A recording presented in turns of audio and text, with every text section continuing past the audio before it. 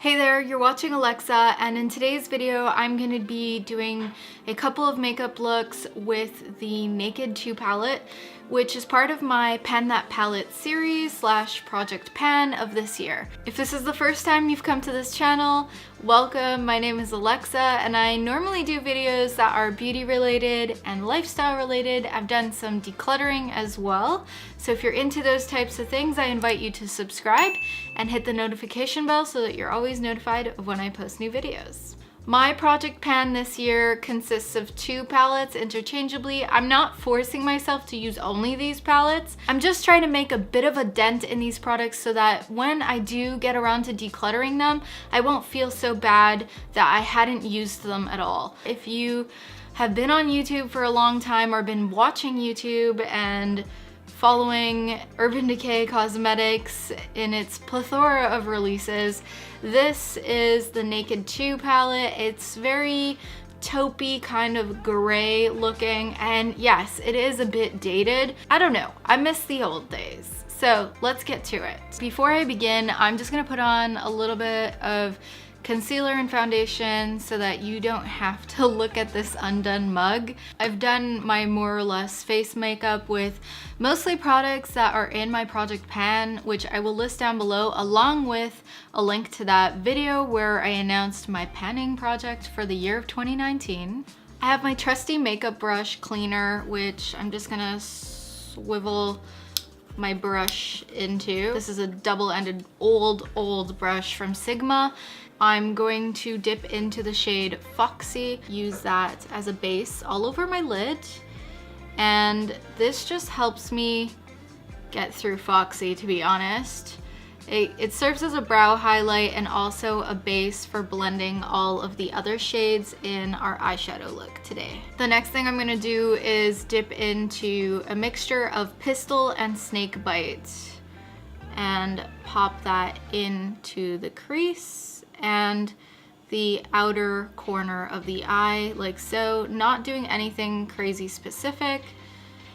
Now, the downer with using one of these blending brushes is that you're not going to really make a dent in your eyeshadow, or at least not a big dent in your eyeshadow using these kind of brushes, because it doesn't pick up as much product as a packing brush would. I know this is not the way to finish it the quickest, but I'm trying to make looks that are actually wearable and enjoyable for me. I think like one of the things that happens with Project Pan is that people get really obsessive about finishing a product more so than actually enjoying it. Because at the end of the day, it's makeup and it's, you know, it's something that you're meant to enjoy and not so much for it to be a burden, you know what I mean? Pack on Half Baked, which is the golden shade. And that's gonna serve as the inner lid shade. I'm gonna take it to just past the middle and make sure that I blend the 2 shades. Now, to deepen this and also just to add a little bit more of a matte to the lid, I'm gonna grab the shade Tease, tap off excess, and let's double dip because, again, trying to finish some of that eyeshadow, create a dip, if you will. I'm going to put that into my crease, but I'm gonna look ahead into my mirror and kind of use my eyeball as a guide with windshield wiper motions. And because I want to make sure that the edges are blended nicely, once I've used most of the Tease eyeshadow, I'm just going to kind of feather out the edges. Dust off any of the excess on your brush cleaner or on your wrist. Get into Foxy again, and man, just add more because this shade doesn't really do all that much.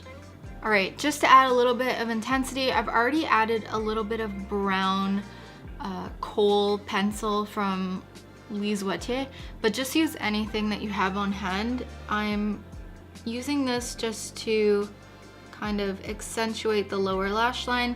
I'm gonna go ahead and add a bit of mascara. If you are the type of person who likes winged eyeliner, you can go ahead and add that to this look, but I'm gonna keep it simple today and just do mascara. On to our second look.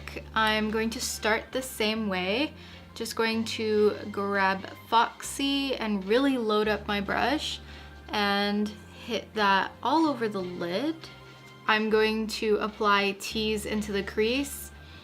Now, the one annoying thing about this palette is that there aren't many matte shades. There's Tease and Foxy, so it can be tricky to do any looks without those two shades. For Project Pan, it can be a good thing because then you only have 2 eyeshadow choices. Next, I'm going to take the shade Chopper with my finger, just because, I don't know, I find it easier, and also it grabs more product, and I'm going to pat it. Oh, I already see the fallout. I'm just gonna go in with a blending brush and Foxy because I went a bit overboard with Tease on the crease. I kind of brought it up a bit high. Now, because I think this is a bit boring, I'm going to take a bit of blackout, and this time really only concentrate it into this area right here that you see me emphasizing. The problem with this technique obviously is it's really difficult to go through darker shades, but I find that so many of the shades in this palette kind of work interchangeably except the dark shades. I'm going to go in with the same pencil on the lower lash line. I'm going to use the little smudging sponge at the end of my pencil brush.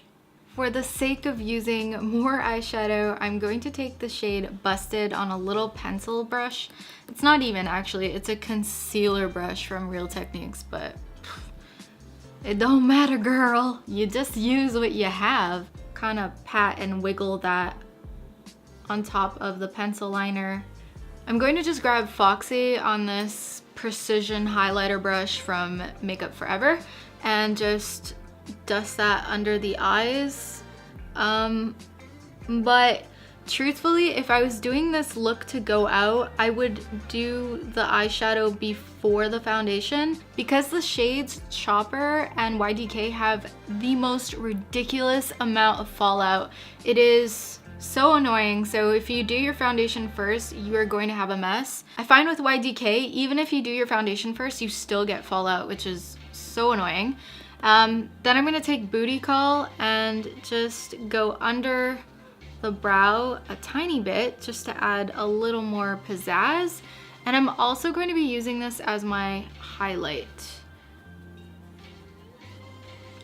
Alright, so these are the 2 looks that I'm doing in today's video. I'm gonna stop here because the sun is about to set. It's 4 o'clock and the lighting is just gonna get weird if I keep going. So overall thoughts are, after having used this palette for the past month, I wanna say, I find it really monochromatic and limiting. I'm not upset that I chose this for my Pan That Palette or Project Pan series that I'm doing this year. It actually just really makes me realize how shadows have changed so much over the years, eyeshadow palettes specifically, and kind of the variance in tones that are in palettes. YDK and Chopper are a bit difficult to use for me because I'm not a fan of shades that have a lot of sparkly fallout. I have larger pores on my cheeks and these tend to fall into those pores. They fall into my eyes because everything falls into my eyes. My eyes are just big. I kept saying there were only 2 matte shades in this palette, but there are actually 3 because there's Foxy, Tease, and Blackout as well. But Blackout being a dark color, it's just not the most usable eyeshadow because how often do you really use black eyeshadow? It is an essential to have because you can use it to darken your crease and your lash line, but it's just not the most forgiving. It's one of the more difficult shades to blend out. It's not every day. Something that's like Busted in a matte would be more wearable than the black. Currently, one of my favorite shades to use in this palette is Snakebite, and I can see myself doing that as an all-over wash on my eye with Foxy and just calling it a day because it's just so much easier and much more practical for me to do something like that. Pistol or Suspect all over the lid doesn't really work for me because It's a little too shimmery to translate well in the crease, so I think those paired with Tease in the crease would work out fine. Same for Verve. Verve is like a silver shade, and I wouldn't use that as an all over lid shade. That's more like a pop of something in the inner corner or on the lid, but never anything that you would sneak into the crease. I don't know. Anyways, let me know what you guys think about this palette down below. Have you ever used it again since all of the Naked palette madness? Like, what palettes have you revisited that you're kind of just like, what was the hype about this? Like, why? If you have any ideas for videos that are project pan related that you want me to do apart from updates, I would love to hear it in the comments down below. Let me know what you're working on in 2019, and I will see you in my next video. Don't forget to follow me on social media via Alexa Likes. And you can check out one of my previous videos linked below and on the sides, and I will see you in my next one. Bye!